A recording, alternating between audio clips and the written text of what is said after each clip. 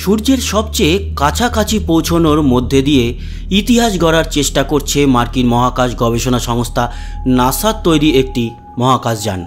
Parker solar probe নামের এই মহাকাশযান সূর্যের বাইরের বায়ুমণ্ডলে প্রবেশ করতে যাচ্ছে, আর তা করতে গিয়ে সেখানকার ভয়াবহ উচ্চ তাপমাত্রা এবং চরম বিকিরণ সহ্য করতে হবে তাকে। অত্যন্ত উত্তপ্ত পরিবেশে এই অভিযান চলাকালে কয়েকদিন ধরে পৃথিবীর নিয়ন্ত্রণ কক্ষের সঙ্গে মহাকাশযানটির যোগাযোগ বিচ্ছিন্ন রয়েছে।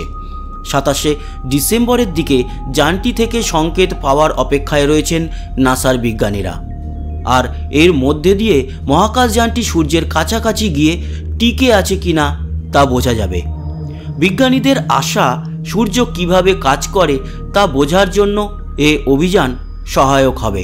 নাসার বিজ্ঞান বিষয়ক প্রধান নিকোলা ফক্স বিবিসি নিউজকে বলেন, শতাব্দীর পর শতাব্দী ধরে মানুষ সূর্যকে নিয়ে গবেষণা করেছে, তবে সত্যিকার অর্থে সরাসরি ভ্রমণ না করা পর্যন্ত কোনো জায়গার পরিবেশ সম্পর্কে ধারণা পাওয়া যায় না।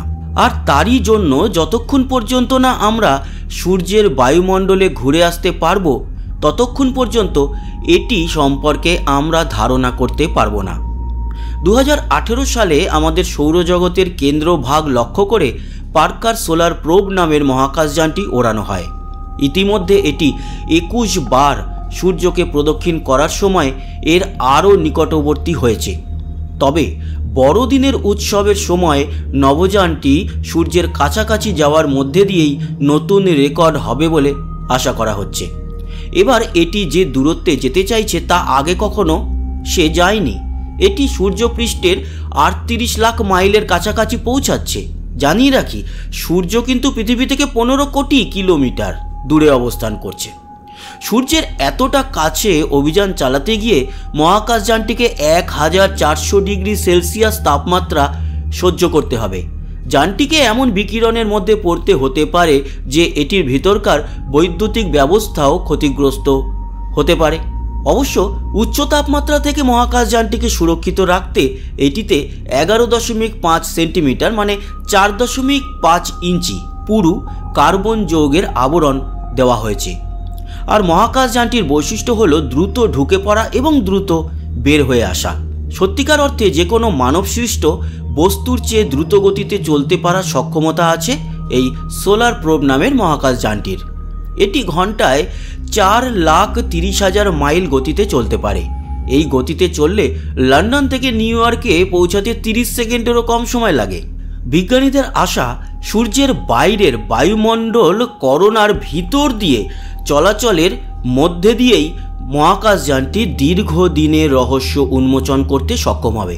ওয়েলসের 5th স্টার ল্যাবসের মহাকাশচারী জেনিফার মিলার্ড বলেন, করোনা অত্যন্ত উষ্ণ, এর কারণ আমাদের জানা নেই।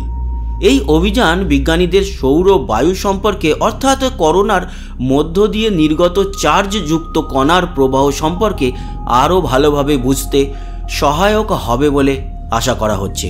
যখন কণাগুলো পৃথিবীর চৌম্বক ক্ষেত্রের সঙ্গে মিথস্ক্রিয়া করে তখন উজ্জ্বল মেরুজ্যোতিতে আকাশ আলোকিত হয়ে ওঠে।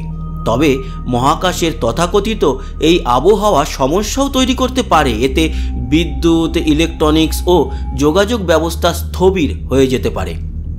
জেনিফার বলেন, সূর্য ও তার কার্যকলাপ, মহাকাশের আবহাওয়া এবং সৌর বায়ু সম্পর্কে বোঝা পৃথিবীতে আমাদের দৈনন্দিন জীবনের জন্য খুবই গুরুত্বপূর্ণ। বন্ধুরা, কেমন লাগলো এই তথ্যমূলক ভিডিও? আশা করি ভালো লেগেছে।